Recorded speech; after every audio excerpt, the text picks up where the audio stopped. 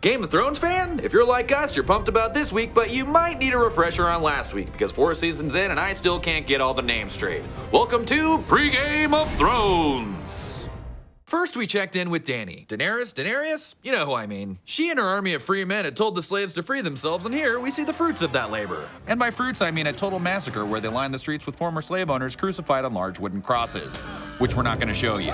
Oh man, oh holy moly, no, I need to be that guy. So the mother of dragons is now the mother of slaves, and she's well on her way to dominating everyone. Meanwhile, Tyrion is still in prison. Jaime goes to visit him for the first time after Joffrey's death, and he's all like, dude, did you do it? And Tyrion's like, no. And Jaime's like, duh, I knew that totally. And they're like, was it Sansa? Because she bailed. And they're like, no way. And then Jaime goes to Cersei and is like, dude, he totally didn't do it. And she's like, he totally did. Get out of here. Then we go to Littlefinger and Sansa. She's like, did you do it? And he's like, yeah, totally. And she's all like, whoa, you're so sneaky. Peter Baelish, I think is this guy's name. Does everyone really have to have 3 names? This is so confusing. At the same time, old lady Tyrell is talking to that girl from the Tudors, and she's like, oh man, I have to seduce another king. And she's like, you don't think I'd let you marry that beast, do you? Confirming that she totally murdered Joffrey. I knew it. And then taking a cue from her, Marjorie goes to lock down her future king, Joffrey's very nice younger brother, in a totally not creepy fashion.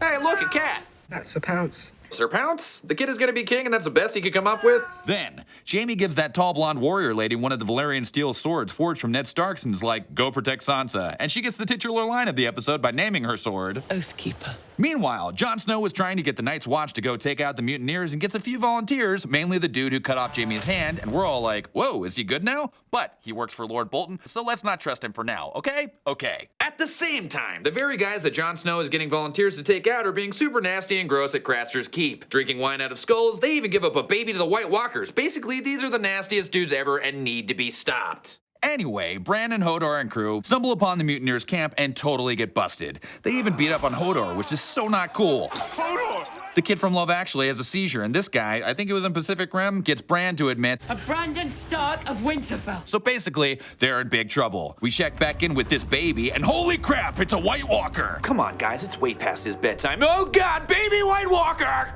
Whew, I don't even know about next week. How could they possibly top all that? You know, unless they crown a new king, Jon Snow takes on the mutineers. Wait, who is that lady kissing Littlefinger? Did Arya just stab the hound? Okay, we gotta watch this.